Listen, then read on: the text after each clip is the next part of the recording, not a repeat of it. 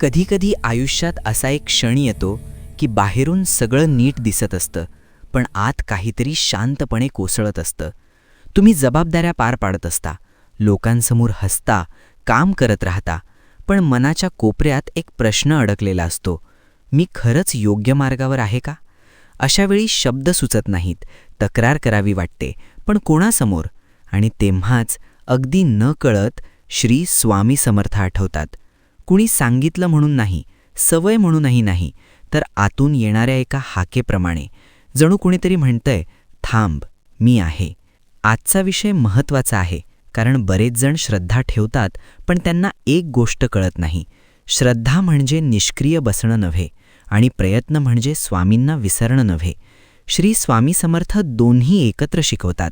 ते आपल्याला कर्मातून पळायला सांगत नाहीत आणि कर्मावर अहंकार करायला देखील शिकवत नाहीत.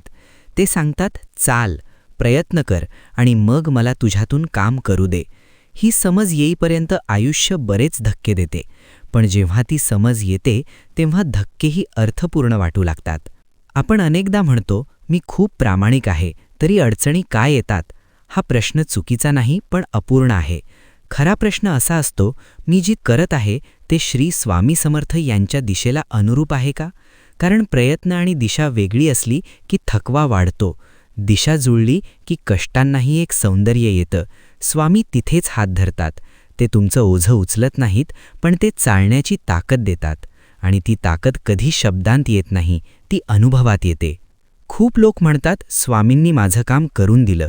पण सत्य असं आहे की श्री स्वामी समर्थ काम करून देत नाहीत, ते तुम्हाला काम करण्यास सक्षम करतात. तुम्हाला योग्य लोक भेटवतात, योग्य वेळ दाखवतात आणि चुकीच्या रस्त्यावरून शांतपणे बाजूला काढतात. कधीकधी ते एखाद्या अपमानातून, एखाद्या अपयशातून किंवा एखाद्या थांबड्यातून मार्ग दाखवतात. त्यावेळी मनात राग येतो, निराशा येते, पण नंतर लक्षात येतं ते थांबणं म्हणजे संरक्षण होतं. एक गोष्ट प्रामाणिकपणे विचारा स्वतःला, तुम्ही श्री स्वामी समर्थ यांच्याशी बोलता का की फक्त मागता? कारण दोन्हीमध्ये फरक आहे. बोलणं म्हणजे मन उघडणं, मागणं म्हणजे अपेक्षा ठेवणं. स्वामी अपेक्षांवर नाही, भावनेवर काम करतात. तुम्ही त्यांच्याशी भांडलात तरी चालेल, प्रश्न विचारलात तरी चालेल, पण खोटेपणा नको. कारण स्वामींना तुमची भाषा नाही, तुमचा भाव समजतो. आणि जिथे भाव शुद्ध असतो तिथे मार्ग आपोआप तयार होतो. आयुष्यात असे क्षण येतात जेव्हा सगळे दरवाजे बंद वाटतात. फोन लागत नाही, संधी दिसत नाही, मदत मिळत नाही. त्यावेळी माणूस स्वतःलाच दोष देतो. पण कधी विचार केलात का, कदाचित श्री स्वामी समर्थ तुम्हाला बाहेर नाही, आत शोधायला सांगत असतील. कारण बाहेर सापडणाऱ्या गोष्टी तात्पुरत्या असतात. आत सापडणारी स्थिरता आयुष्यभर टिकते. आणि जेव्हा आत स्थिरता येते तेव्हा बाहेरची परिस्थिती बदलायला लागते, हळूहळू पण निश्चित.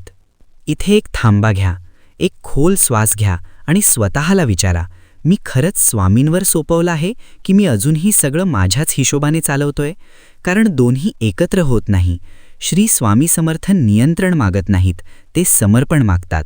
नियंत्रण म्हणजे भीती, समर्पण म्हणजे विश्वास, आणि विश्वास म्हणजे शांतता.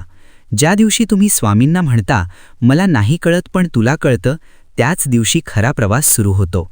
स्वामींची कृपा नेहमी मोठ्या चमत्कारात दिसेल असं नाही. कधी ती वेळेवर मिळालेल्या शब्दात असते, कधी टळलेल्या संकटात असते, कधी एखाद्या चुकीच्या निर्णयातून वाचवण्यात असते. आपण लक्ष देत नाही म्हणून ती छोटी वाटते. पण श्री स्वामी समर्थ कधीही लहान काम करत नाहीत. आपल्याला लहान वाटतं कारण आपण मोठं पाहायला शिकलेलो नाही. जेव्हा पाहायला शिकता तेव्हा कळतं, प्रत्येक श्वासात त्यांची उपस्थिती आहे. अनेकांना वाटतं, मी स्वामींची भक्ती करतो तरी त्रास का? कारण भक्ती म्हणजे व्यवहारातून सुटका नाही, भक्ती म्हणजे व्यवहारात आधार. श्री स्वामी समर्थ तुम्हाला अडचणींपासून दूर ठेवत नाहीत, ते अडचणीतही तुमच्या बरोबर उभे राहतात. आणि हे कळायला वेळ लागतो, पण जेव्हा कळतं तेव्हा भीती कमी होते. कारण भीती अज्ञानातून येते आणि ज्ञान स्वामींच्या सहवासातून येतं.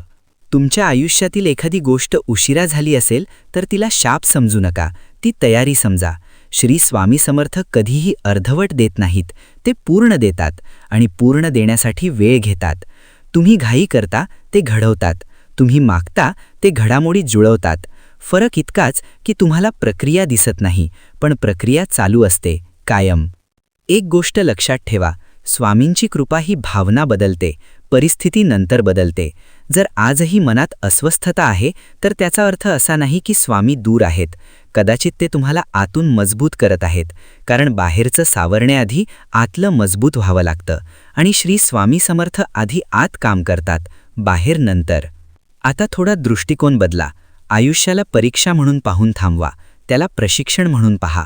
प्रत्येक अडचण काहीतरी शिकवते आणि प्रत्येक शिकवणीत स्वामी असतात.